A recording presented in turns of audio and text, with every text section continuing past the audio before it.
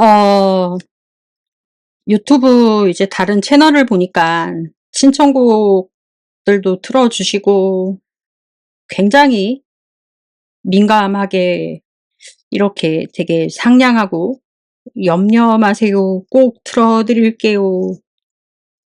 이런 것들을 보니까 좀 반성하게 되면서 우리도 신청곡을 좀 틀어드려 볼까 라는 생각이 문득 잠시 머리를 일순간 스쳐 지나가면서 뒷골 후두 삼각근 후두부 대퇴부를 일순간 강타하면서 뭐 유튜브에서 신청곡 좀 틀어줄 수도 있는 거지 뭐.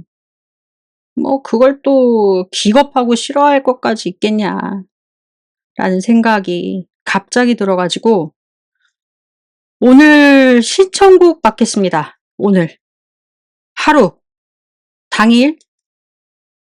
당일에 하나요? 당일 일부에 하나요? 신청곡 받겠습니다.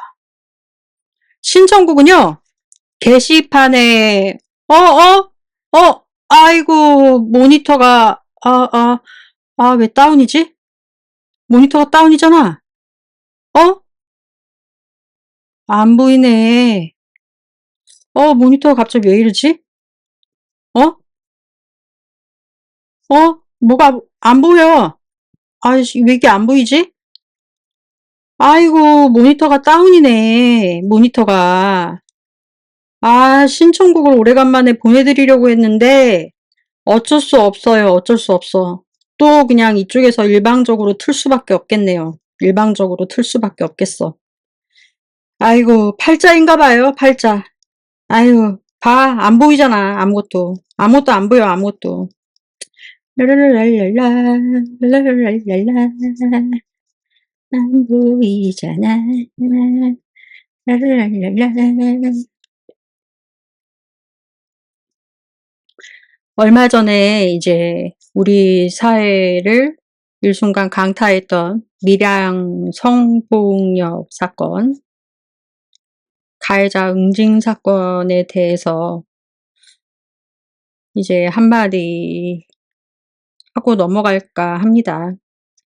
전에도 이제 성폭행 관련 피해자 관련에 대해서 여러분께 언급해 드린 바 있습니다.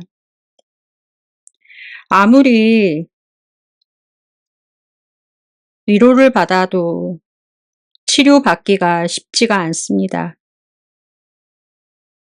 내 잘못이 아니야. 그 눈빛으로, 손짓으로 작은 사고가 나면은 작은 상처가 남습니다. 그리고 큰 사고가 나면 큰 상처가 남고 흉터가 남고 흉터가 지워지는 데는 아주 오랜 시간이 걸립니다. 또는 그 흉터가 지워지는 데까지에는 죽을 때까지 깊은 상처가 지속되거나 흉터가 남고 볼 때마다 기억에 남습니다. 흉터가 남은 만큼. 기억되는 것처럼. 성폭력도 그런 것입니다. 눈에 보이지 않는다고 큰 사고가 아닌 것이 아니에요. 돌아보기 싫겠지만 본인에게는 큰 사고가 있다는 것을 받아들이기도 힘들지만은 주변에서도 받아들일 수가 없습니다. 사고예요, 사고. 주변에 꾸준한 관심과 돌봄이 필요한 것입니다.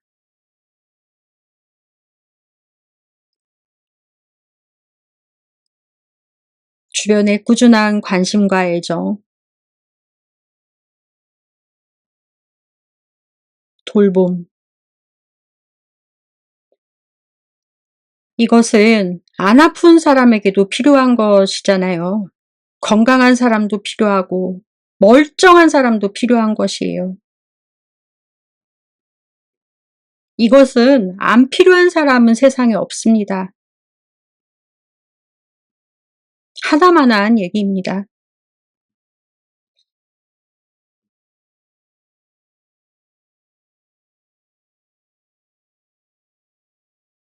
그 순간에 치료 시기를 놓쳐서도 안 되지만은 가족들 역시도 함께 치료를 받아야 하는 것이고, 때로는 뇌에서 분비되는 너무 허무하게도 하나의 알약이 사람을 구원할 수도 있다. 그 사람을 지탱하게 해주는 꾸준한 관심과 돌봄, 그리고 화학 물질의 하나의 약.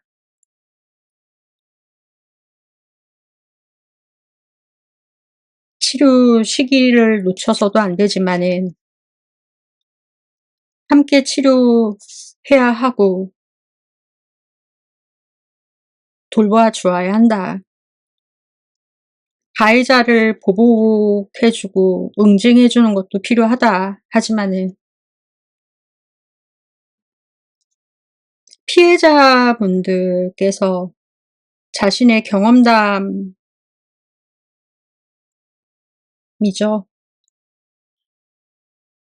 희생자시죠. 오랜 시간이 지났음에도 불구하고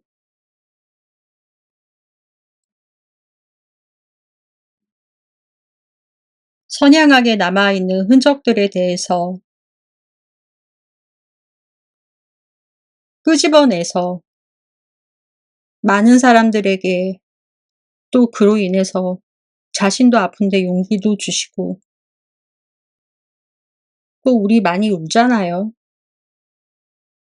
당신들께서 이제 상상치 못한 일들을 이야기해 주신 것임에도 불구하고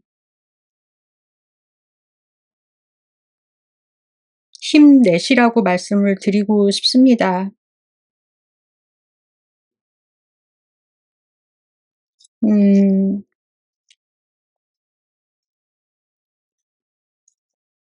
참 그렇습니다. 이러한 것들은 일시적인 관심과 보복만이 전부가 아니라는 것입니다. 제가 오늘 여러분께 드리고 싶은 말씀은 성범죄 얘기 많이 하잖아요. 그것은 이제 잠깐 트인 불씨일 뿐이다. 이러한 상황을 못 견뎌서 이제 나온 상황이라고 저는 보여집니다. 왜냐면 그동안 이제 그런 것들을 억누르면서 다 죽어나가는 걸 봤지 않습니까? 다 끔찍한 일들을 겪었기 때문에, 그리고 이태원 참사도 그렇고 세월호 사건도 그렇고 우리나라 사람들 가장 싫어하는 국제망신 조롱거리고요. 눈을 뜨고 정보를 어떻게 취급하느냐가 그 나라의 국민 소득보다 더 선진국이냐를 가늠하는 기준의 시대입니다.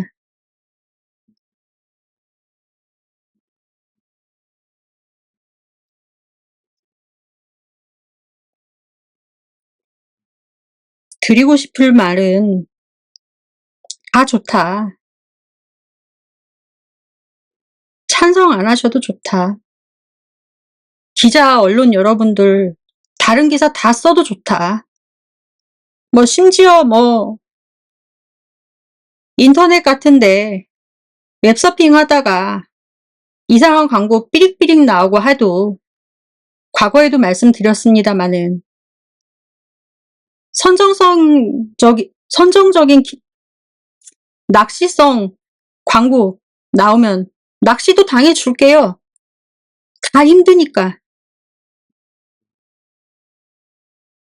욕하면서 이러는 내가 평소 같으면 안 봤을 텐데 낚시성 기사라 내가 들어가서 이 기사를 보고 말았구나. 뭐 이런 일 있을 수 있다라고 생각할게요. 그냥 분위기도 만들어 드린다고요.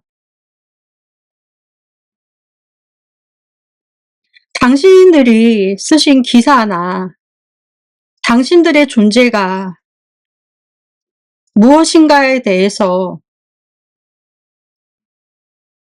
그 비유가 어떤 말인가에 대해서 먼저 기분 나쁘다라고 운운을 하지 마시고요.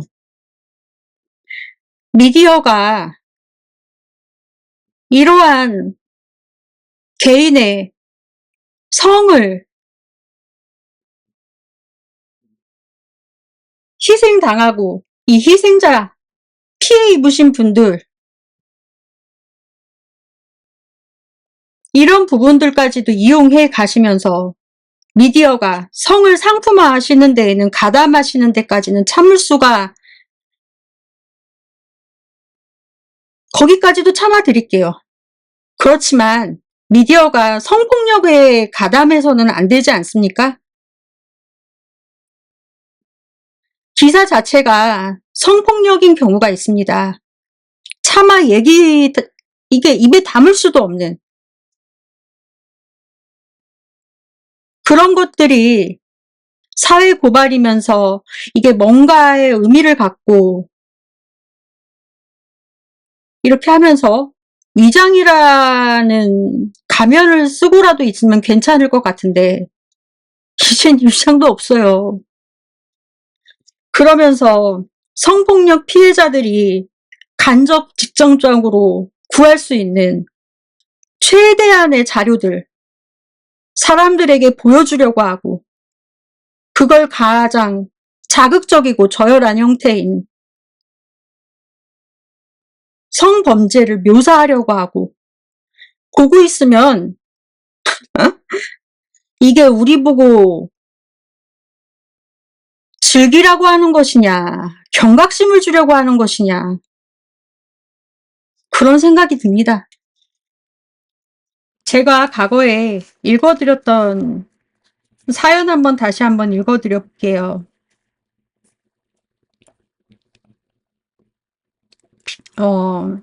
희생자이시면서 피해자 분이십니다. 밀양 성폭행 사건에 발생했을 때 한참 여러분들은 왜 관심을 안 가졌냐라고 하셨지만은 당시에 많이 관심 가졌습니다. 여러분들이 관심 안 가졌을 뿐입니다. 당시에 누구보다도 앞장서서 운동하고 했던 분들 계십니다. 대표적인 분이 저는 신해철 찬양 방송 아닙니다. 신해철 씨 계셨고요. 두 분 다 돌아가셨네요. 최진실 씨도 계십니다.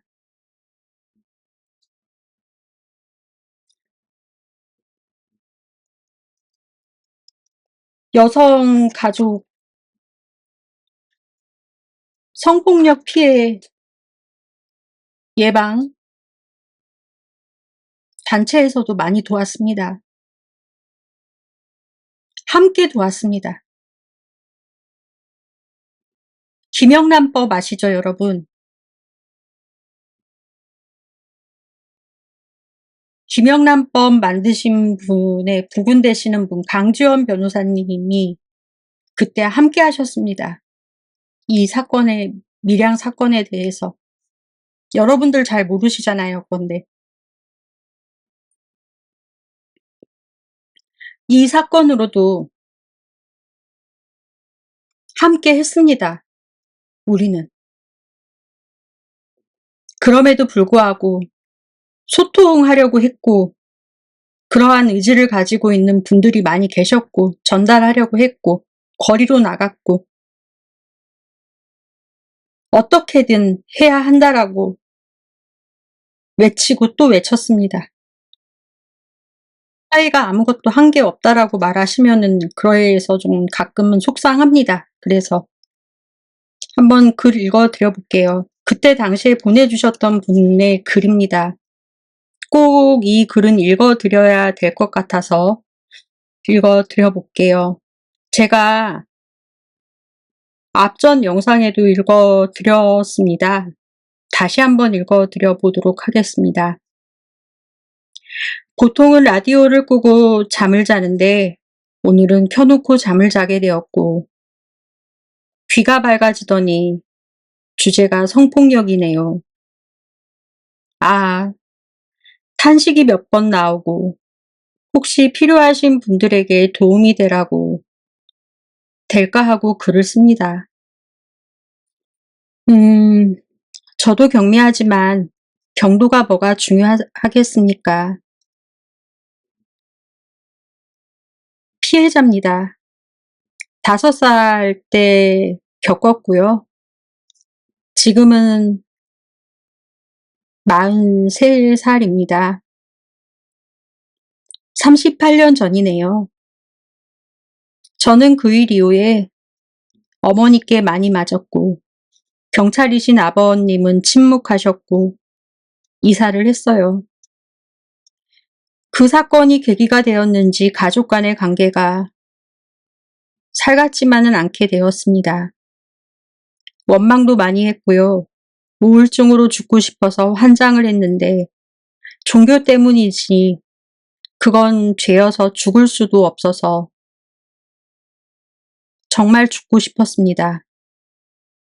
견디다 못해서 6년 동안 상담 공부도 하고 명상도 하고 템플 스테이도 했는데 답이 안 나왔어요. 내 잘못이 아니라는 것도 아는데 머리로는 알겠는데 그래도 생활이 바뀌어지지가 않아요.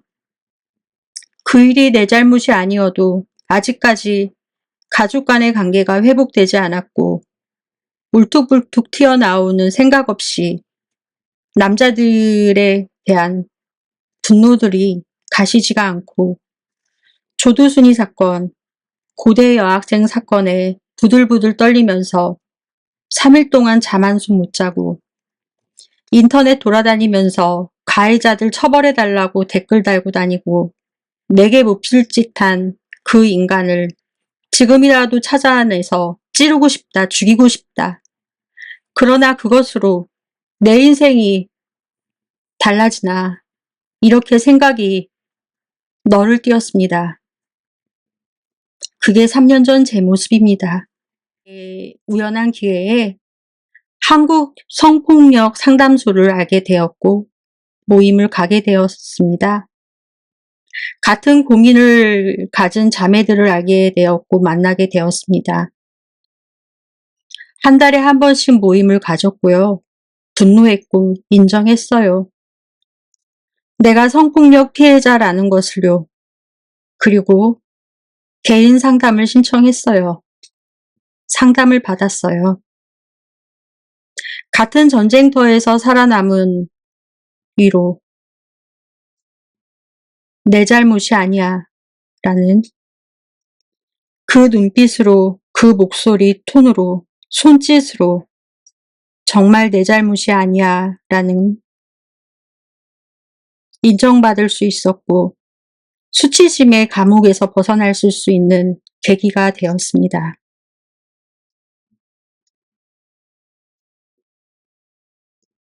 중약하겠습니다. 제가 이 글 읽어드린 적 있습니다.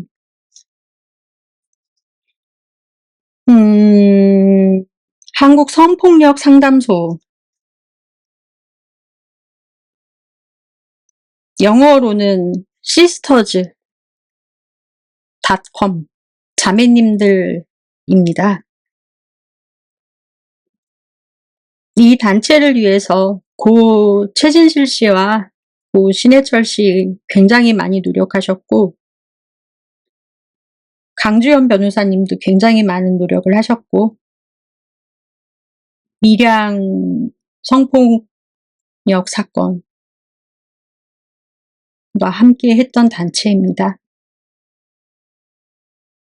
시간이 흘렀기 때문에 의식의 변화가 있었고, 그 사건이 계기로 성인지 감수성이 사회적으로 확대가 된 부분이 많을 것이라고 생각이 됩니다.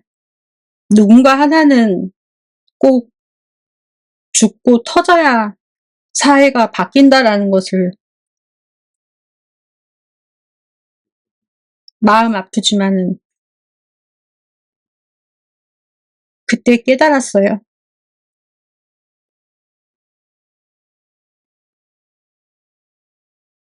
너무 많이 괴로웠습니다.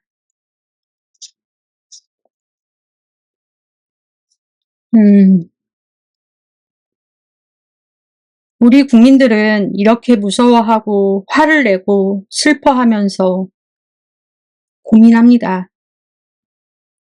정부 당국자나 관계자들이 어떻게든 이제 특단의 조치나 대책을 내놓고 노력하는 것 그 자체는 선이겠죠? 그렇겠죠? 그 자체가 뭐가 잘못이 있겠습니까? 이해합니다. 그런데 어떤 부분에서든 단기간에 해결책을 요구하고 아니면 욕 퍼붓고 이러는 대중들의 행태에도 문제가 있는지는 모르겠습니다만은 지금 당장 우리들의 소리에 성과가 오르지 않는다고 해서 뭐라도 해야 되는 액션을이라도 취해야 되는, 그게 이제 관료주의잖아요. 관료주의.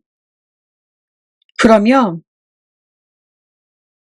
이게 이제 다 코스가 정해져 있다라고 말씀드렸지 않습니까? 전에도 말씀드렸듯이 어떤 분노나 보복에 대한 외침들, 무조건적인 잔인한 보복을 요구하는 목소리도 우리의 힘이라고 저는 봅니다. 화낼 수 있는 마음이 아직 있다라는 것이잖아요.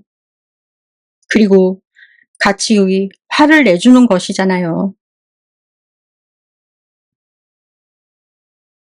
단지 화가 나서 하는 이야기는 아니니까요. 이제 쌍방울 대북 송금 사건에 대한 이제 간단한 이제 진술 분석 내용을 좀 발표하고자 합니다. 이제 하나하나 말씀드리면은 너무 내용이 광대하기 때문에 죄송합니다. 이제 핵심 포인트만 몇 가지 말씀을 드려볼까 합니다.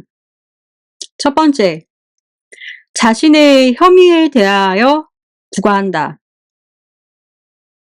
내가 쓴 것도 맞고 자신이 사주한 것도 맞다라는 부분에 대해서 김 회장, 그러니까 김성태 회장을 기준으로 볼 때 두 가지가 섞여 있는 것으로 보여진다. 이때 자신이 직접 한 행위와 사주받은 행위가 동시에 일어났다라고도 보여질 수가 있다. 사주를 받았다라고 한다라면은요. 그런데 검찰 측 주장은 김성태 회장이 네가 보낸 거야. 사주를 받은 거야. 아니죠. 사주를 받았지만 과실을 본인이 먹었다라는 것을 바꿔서 생각하면 자신이 직접 주고 사주도 받았을 수 있다라는 부분을 검찰 측은 전혀 이해하지 못하고 있는 상황이다라는 것입니다. 즉 타이밍이 그러니까 동시다발적으로 일어날 수 있는 것에 대해서 생각이 어려웠던 것으로 보여진다라는 것입니다.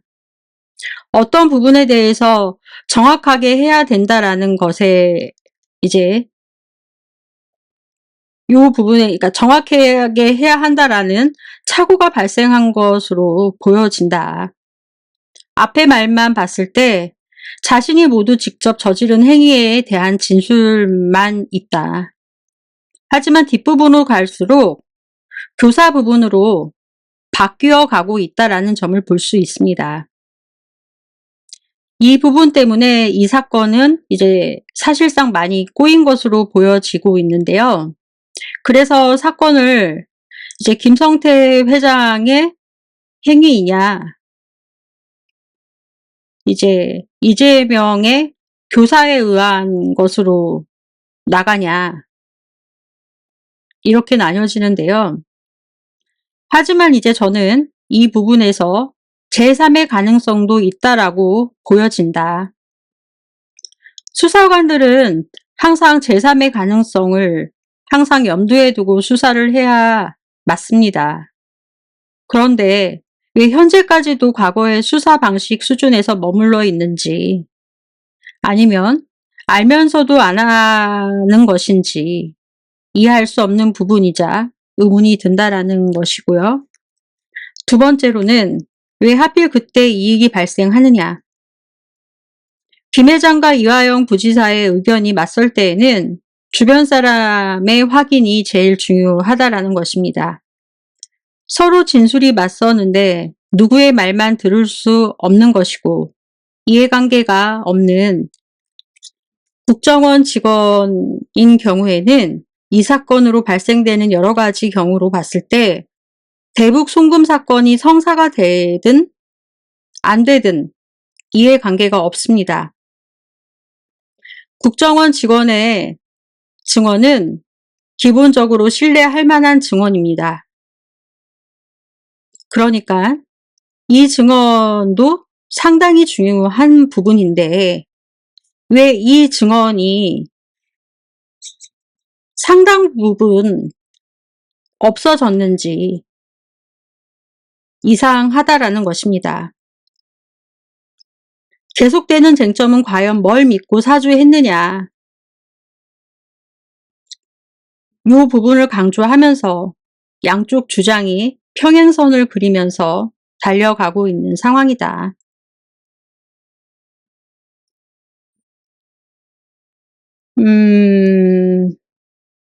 대가를 준다고 했을 때 어디에 줘야 하나?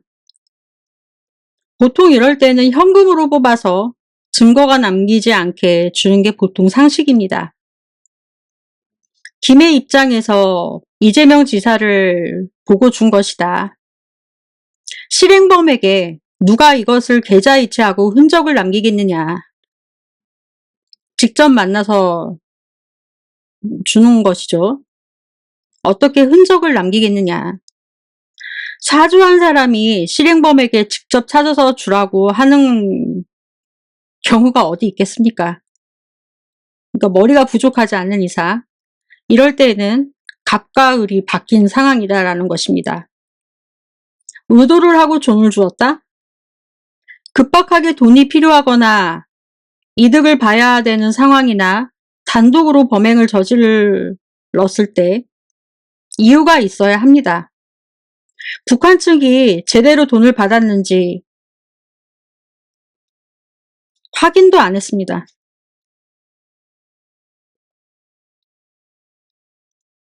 수사 초기에 피고인 김 씨에 대해 이 부지사에 의해 행위한 것이라고 진술을 하게 됨에 따라 단독 범행의 가능성이 배제되어 단독 범행을 가정한 사례의 동기에 대해서는 전혀 수사가 이루어지지 않아 그 동기를 추단할 만한 자료를 거의 찾아볼 수가 없다라는 것입니다.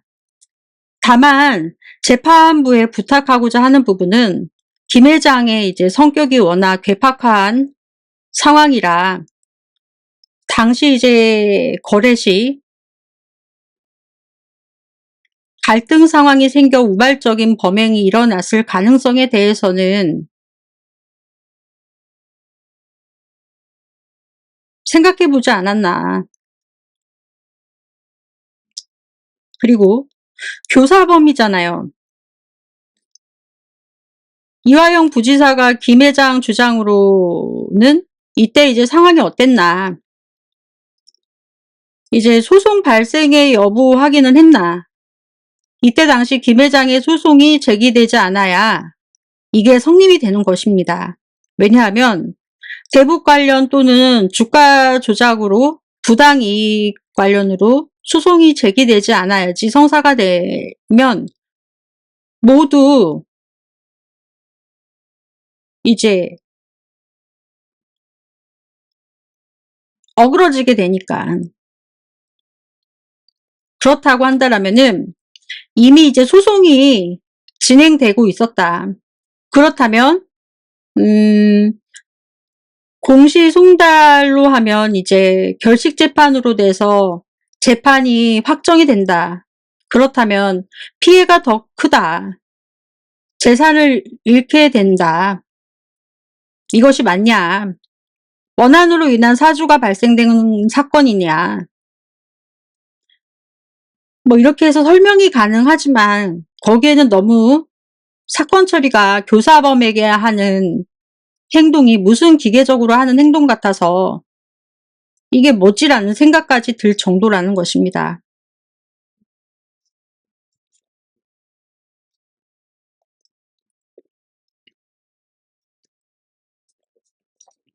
단독 범행을 그렇다면 왜 벌였냐? 재판부는 이때 정확히 이야기를 해 주어야 하는 것이 맞습니다. 단독 범행의 가능성과 동기 등을 수사하지 않았기 때문에 재판부는 판단할 수가 없다라고 판단을 내려야 맞다라고 보여진다라는 것입니다. 역으로 생각해 보면 단독으로 저질렀을 가능성, 일종의 강도 같은 것입니다. 예를 들면 북한 관계자가 이제 지랄지랄 하니까 실제로 김 회장이 지니고 있는 돈도 있고 뭐 이렇게 빼놓은 것도 있어요. 예를 들면 그걸 꾹꾹학 동기가 되는 거죠. 왜냐하면 이놈은 완전 범죄자니까. 근데 다음에 어떻게 했냐? 그 다음에 사실 이제 보통의 강도 같으면 튀어야 합니다. 그 돈을 갖고. 근데 돈을 꼬박꼬박 받고 통장도 받고 있고 갖고 있으면서 이랬단 말이에요. 이 강도놈은. 그렇다면 이 김 회장이 돈을 받았던 이유가 무엇일까? 쌍방울 본사에는 뭐라고 얘기를 했을까? 또는 김 회장이 이화영 부지사에게 뭐라고 얘기를 했을까? 여기서 이제 중요한 부분입니다. 대통령, 이제 당시 문재인 대통령 정부잖아요. 그러니까 문재인 대통령 측근 관계자가 통일부죠. 또는 뭐 이제 민정수석이 될 수도 있고, 뭐 이제 국무총리가 될 수도 있고, 기타 등등입니다. 하여튼 문재인 정부 대통령 측근 관계자가 그러는데 대통령님이 대북 관련 사업에 이재명 경기도지사가 끼는 게 싫대요. 라고 이렇게 이야기를 하면서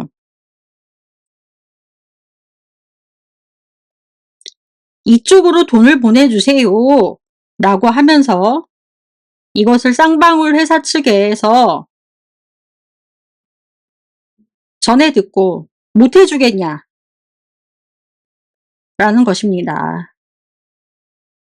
그러면 쌍방울 측에서 이 소리씩을 듣고 이제 그래 뭐 이번에 보내고 나중에 돌아오겠지. 몇 번 보내줄 수 있습니다. 이렇게 시작되었다라고 하면은 김 회장은 빠져나갈 수가 있다라는 것입니다. 어떤 과정에서 일이 이렇게 되었는지 부분에 대해서 검찰이 수사를 안 한 것이라는 것입니다. 범죄의 사실에 대한 입증 책임은 검사에게 있는 것이고 유죄 인정은 합리적인 의심을 할 여지가 없을 정도로 공소사실이 진실한 것이라는 확신을 가지게 하는 증명력을 가진 증거에 의하여만, 그와 같은 증거가 없다라면 설령 피고인에게 유죄가 의심이 된다 하더라도 피고인이 이익으로 판단할 수밖에 없다라고 판례는 말을 하고 있습니다. 범죄 사실에 대한 입증 책임은 검사에게 있습니다.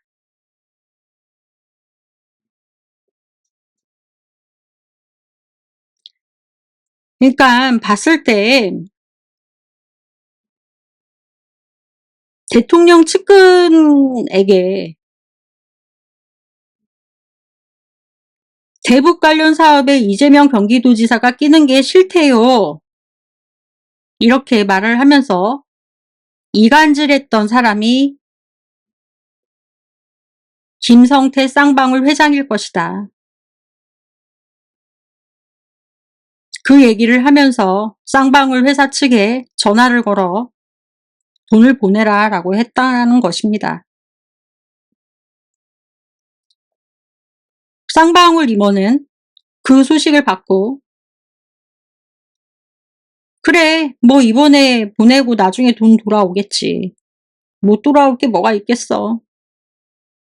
이런 식으로 돈을 몇 번씩 보내주었던 것입니다.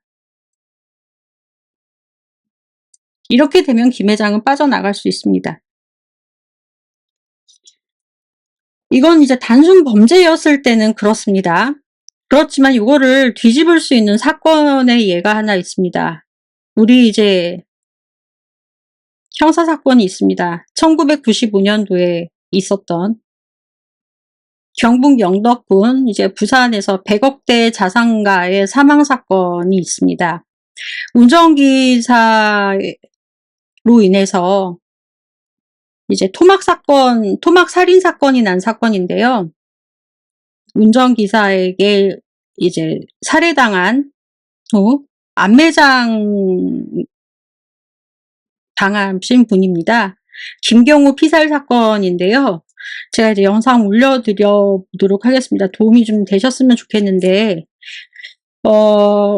대북 송금 사건하고는 다른데요. 스토리 구성이 좀 비슷합니다. 그래서 한번 참고를 좀 하셨으면 하는 바람이고요. 이 사건도 동일하게 흘러갑니다. 이제 그 아내 되시는 분이 남편 되시는 분을 이제 그 운전기사분한테 사주를 했다. 죽이라고 사주를 해가지고 이제 누명을 쓰셨어요. 그래서 1심 판결에서는 징역 10년이 나왔습니다. 그리고 이 운전기사는 당시에 구치소에서 성범죄 혐의로 잡혀 있었던 상황입니다. 이거 올려볼 테니까 한번 참고해 보셨으면 하고요. 이게 그런데 더 웃긴 부분이 뭐냐.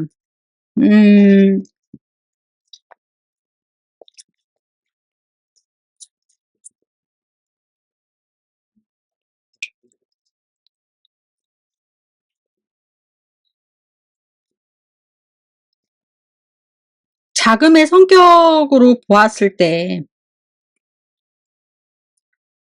돈을 자꾸 요구하는 측, 통정부, 중대한 임무로 이제 돈을 요구를 했다. 나노스의 사업 개발 목적은 이제 다시 추가가 되었습니다. 나노스는 삼성전자의 이제 하청 기업입니다. 휴대폰에 이제 부품 만드는 회사입니다. 그렇고 이제 이 부분에 대해서 뭘 말씀을 드리려고 하냐면은요.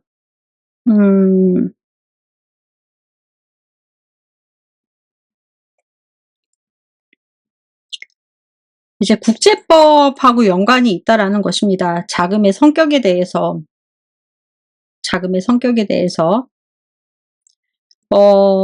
검사 측의 주장은 문서상으로 안보수에게 돈의 명목을 경기도 스마트팜 사업에 있는데 그것을 들어주지 않아서, 그러니까 경기도가 들어주지 않아서 곤란에 처했다. 그래서 돈이 필요로 했다. 이런 얘기입니다. 그래서 이런 것을 인해서 전원 자체가 문건이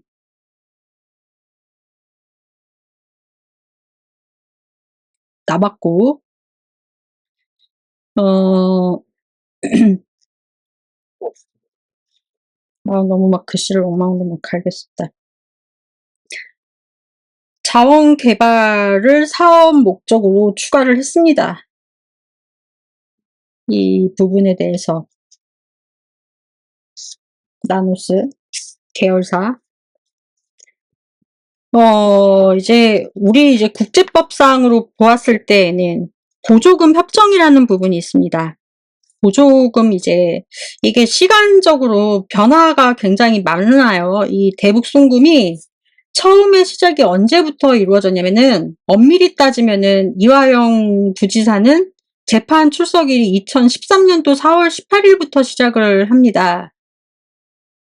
그래서 이게 쭉쭉쭉쭉쭉 이어지면서 2020년 1월 31일까지 이어지고 쭉쭉쭉쭉 이어집니다. 이어지고 있는 건데, 보조금 협정이라는 게 아까 있다라고 말씀드렸습니다. 잠깐 얘기가 중구난방으로 들리실 수 있습니다. 이해해 주시리라 믿습니다. 우리가 흔히 접하는 또 다른 WTO 부속 협정은 부조금 협정이다라고 합니다. 보조금이라는 게 뭐냐면요. WTO 회원국 정부가 특정 민간 기업에게 재화 내지 용역을 제공하는 것을 말을 하는데요. 민간 기업이 수출에 종사하게 되거나 보조금으로 인해서 경쟁력을 확보가 가능해져서 국제 교역을 교란하고 외국의 경쟁 기업에 대해서 피해를 초래하게 될 것이다. 바로 이를 확인하고 제재 조치를 부과하기 위하여 도입된 부속 협정이 보조금 협정입니다. 그러니까 다소 말이 좀 복잡한데 패스하시고요. 그냥 대충 이런 게 있다라는 것만 이해하시고 넘어가시면 됩니다. 이럴 때는 먼저 정부기관이 다른 정부기관에게 자금을 제공하는 것은 보조금 협정 보조금에 해당되지 않는다라는 것입니다. 민간 기업이 다른 민간 기업에게 자금을 제공하는 건 역시 보조금에 해당하지 않습니다. 또한 정부기관이 민간 기업에 자금을 제공을 하여도 그러한 민간 기업이 수출이나 수입에 전혀 종사하지 않고 국내 활동에만 국한한다면 보조금 협정의 적용 대상에서 배제가 되게 된다라는 것입니다. 그런데 보조금 협정상 보조금의 구성 요건은 3가지가 명시가 되어 있는데요. 3가지를 모두 충족시켜야지만 그 규제 대상이 된다라는 것입니다. 첫 번째로는 정부로부터 재정적 기여가 있어야 한다라는 것입니다. 재정적 기여가 있어야 한다라는 것인데, 이때 자금이 제공됩니다. 정부 금융기관의 대출을 제공하는 건 역시 여기에 해당이 되고요. 민간 기업에 대해서는 용역을 제공하는 것이고, 여기에 다 해당이 되는 것입니다. 정부가 이제 징수해야 될 세금이나 과징금을 감면해 주는 것, 뭐 이런 조치, 재정적 기여에 다 해당이 된다라는 것입니다. 두 번째로는 경제적 혜택이라는 게 있습니다. 이 경제적 혜택이라는 것은 정부가 재화나 용역을 제공하였으나 수혜기업에 대해서 반대급부를 제공하였거나 또는 뭐 그 실제 여러 가지 해당 기업의 영업이익 등 하등 지역 효과가 발생하지 않았음에도 입증이 되는 경우입니다. 대부분의 경우가 그렇지 않는 경우도 있습니다. 그 세 번째로는 특정성이 이제 있어야 하는데요. 이제 기업 산업 혹은 몇 개의 기업 산업만 이제 정부로부터 지원을 받게 된다라면은 특정성이 존재하는 것으로 판정된다라는 것입니다. 아무리 뭐 이제 지원 규모가 크더라도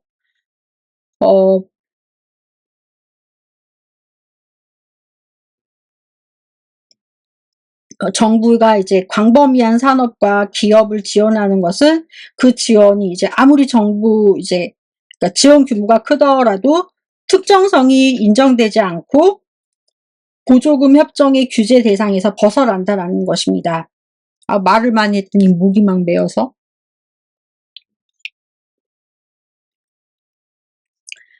그래서 이때 발생되는 게 이제 반덤핑 조사와 이제 여러 가지 이제 행정조사가 이루어지는데요.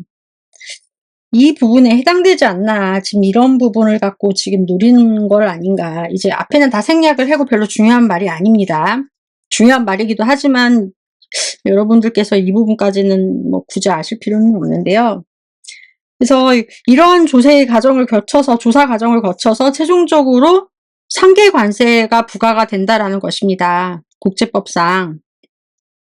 이 경우에 수출국 정부가 제소국이 대해서 상계 관세를 부과한 수입국 정부가 피제소국이 될 수 있다라는 것입니다. 그래서 이때 보면은 어떤 일이 발생이 되느냐, 수출국 정부의 보조금 교부를 보조금 협정 위반으로 주장해서 이제 직접 WTO 분쟁 해결 절차에 제소하는 방안이 있습니다. 이제 여기서 이제 문제가 보조금 협정이 특별히 이제 규제하고 있는 금지 보조금, 수출 보조금, 수입 대체 보조금이라는 게 해당이 되는데요. 수입국 정부가 주장하는 상황이라면은 보조금 협정이 제3부가 적용이 됩니다. 그렇지만 일반 보조금이라면은 제4부가 적용이 된다라는 것인데, 이 경우 수입국 정부가 제소국이 되고 수출국 정부가 피제소국이 된다라고 하면은 수입국 정부가 승소한다라면 문제의 보조금 교부 조치는 철폐 내지 변경이 된다라는 것입니다. 원래 이제 보조금 협정 제4부에는 허용 보조금이 제시되어 있었습니다. 실효되어 이제 1999년도 이제 말에 종료가 되었어요. 그런데 협정문은 그대로 포함되어 있기는 하지만 이제는 더 이상 적용되지 않고 있는 문서입니다. 여기에는 세 가지가 포함이 되어 있는데요. 연구개발, R&D 보조금이 포함이 되어 있고요. 환경 개선 보조금이 포함이 되어 있습니다. 그리고 낙후 지역 보조금이 포함이 되어 있다라는 것입니다. 이 세 가지가 포함이 되어 있는데요. 현재로서는 정부가 환경 개선을 위한 보조금을 교부하여도 여기에 대한 면책 조항이 없습니다. 그러니까 그 자체가 보조금 협정에 대한 위반을 구성하게 된다라는 것입니다. 그러니까 스마트팜, 경기도의 스마트팜이 환경 개선을 위한 보조금을 교부하였다. 그래서 이 면책 조항이 없다라는 이유만으로 보조금 협정에 대한 위반을 구성하게 된다. 이 부분을 지금 노린 것 아닌가. 이는 이제 국제사회가 한편으로는 환경 개선을 위한 정부의 지원 조치를 요구하고 있으면서도 다른 한편으로는 이제 정부의 지원 조치를 국제협정에 반하는 보조금 교부 조치를 취하면서도 일정한 그러니까 제재를 가하고 있는 역설적인 상황이며 충돌을 하고 있어요. 그러니까 국제법규의 충돌 현상을 잘 보여주고 있는 얘가 이제 대표적인 사례예요. 환경을 위해서 한다라고 하면서도 환경개선 보조금에 대해서는 이제 면책 조항이 없다라는 것입니다. 그러니까 이럴 때에는 이제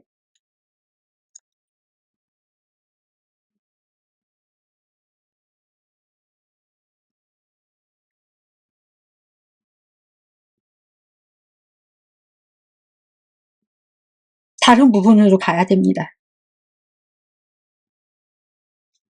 그래서 이제 그래서 이 대북 송금 사건을 이제 보자라는 것입니다. 유엔 제재 위반을 은폐 방조했다라고 하면은 이 사건은 이제 김성태 쌍방울에 의한 게이트가 되는 것이라는 것입니다. 그렇다고 한다라면은 이 사건은 검찰에서 조사를 해야 되고 법원에서 할 게 아니라는 것입니다. 국회 외교통일위원회 등 상임위를 열어서 국회 차원에서 상황과 대책을 점검해야 될 필요가 먼저라는 것입니다. 또한 언론들도 정부의 방치 가운데 이제 은폐 의혹에 관한 사실이 있다라고 한다라면은 그러니까 검찰의 주장대로라면은요. 정부의 국정원도 알았고 국정원이 알았다라고 하면은 대통령도 알았다라는 것 아닙니까? 그러면은 정부가 방치를 하고 은폐했다라는 의혹이 있다라는 것인데 그렇다라고 하면은 그에 관한 사실이 있다라고 하는 것인데 세컨더리 보이콧, 즉 제3자 제재 등의 미국의 독자 제재 우려 등이 제기되어야 하는 것이 맞다. 근데 어느 한 군데도 없다라는 것입니다. 표적을 잘못 골랐다라는 것입니다. 유엔 결의 위반 주체는 국내 수입 법인 3곳이다. 대한민국 정부는 유엔 결의 위반 사례를 적발해 필요한 조치를 취한 제재 결의 이행 주체입니다. 피해자를 가해자로 바꿔치기 한 것과 다르지 않다라는 것입니다. 사실관계와 맥락을 의도적으로 무시한 정치 공세입니다.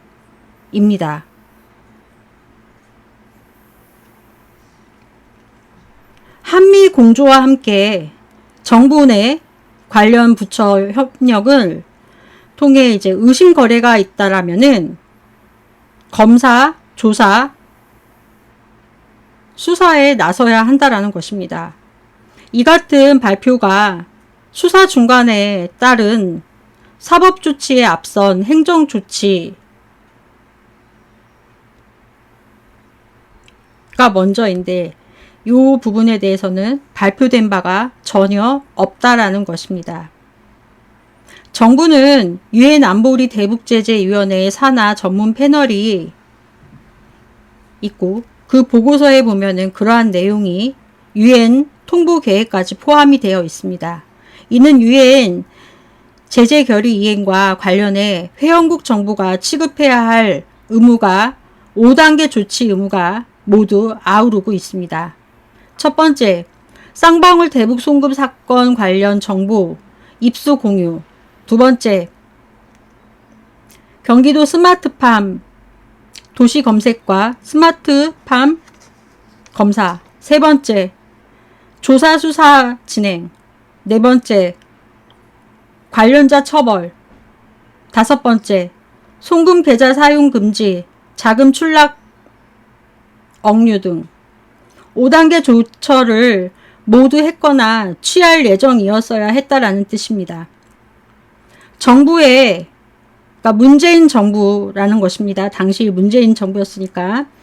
문재인 정부는 당시 해당 상황을 알면서도 방치 및 은폐, 논란, 미국 정부의 세컨더리 보이콧 우려 등과 관련해 세 가지 대목에 주목할 필요가 있다는 것입니다. 첫 번째, 정부가 미국한테서 관한 첩보를 받아야 필요한 조처에 나섰다고 하는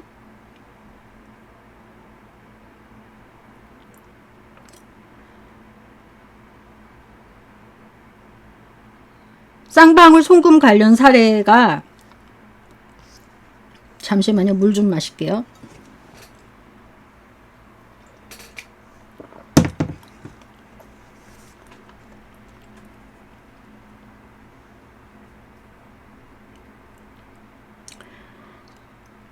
지금까지 쌍방울 송금 관련 사례가 국내에 확인되지 않았다. 둘째,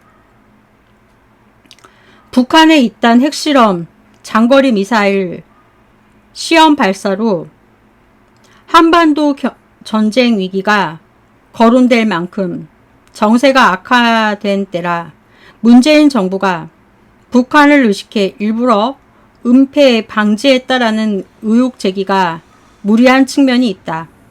셋째, 첩보를 한국 정부에 제공한 주체가 국제사회의 대북 제재를 이루고 있는 미국 정부라는 사실이 중요하다. 미국한테서 제재 위반 사례 첩보를 받고서 뭉갠다. 가능하지 않는 상상이다. 미국 부대변인은 9일 현재 시각 정례 브리핑에서 한국 정부와 긴밀하게 협력하고 있으며, 당시 문재인 정부 말합니다. 정부와 긴밀하게 협력하고 있으며 한국 정부를 신뢰하고 있다라고 밝혔다. 세컨더리 보이콧, 미국 독자 제재는 제재 위반과 회피가 반복적, 체계적이고 관할 정부가 조사 등 충분한 조처를 취하지 않았다라는 판단이 있을 때 적용이 검토 추진된다. 정부가 유엔 대북 제재위원회와 유엔 결의 위반 사례 적발 사실을 통보하면은 위원회는 안보리 15개 회원국의 관련 사실을 회람의 주의를 환기한다. 안보리가 결의 쌍방울 대북 송금 관련 사건을 대북 제재 리스트에 새로 올릴 수도 있지만, 중국과 러시아 등을 포함해 15개 안보리 회원국의 만장일치 합의 조건이라야 가능성이 낮다라는 게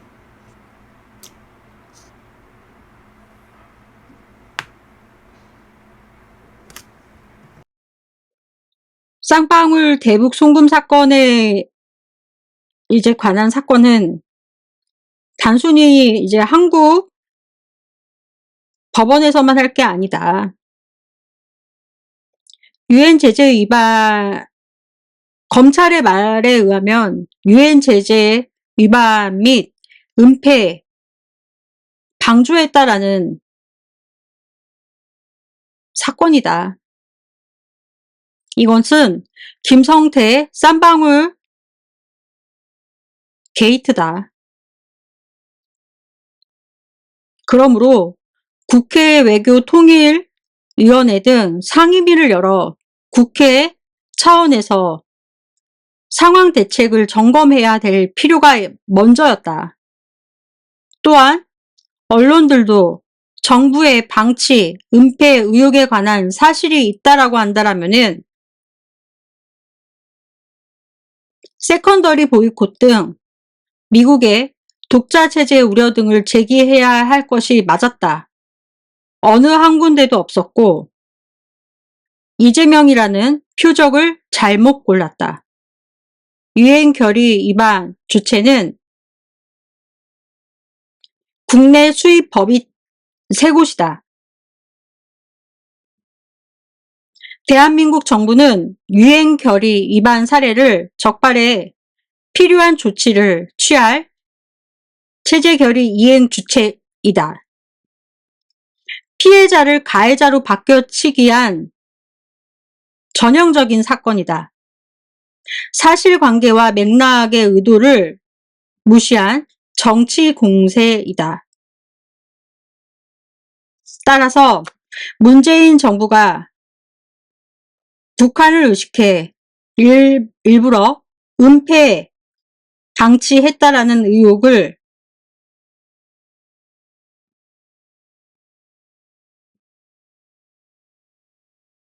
이러한 의혹에 대해서는 해명할 필요가 있다라는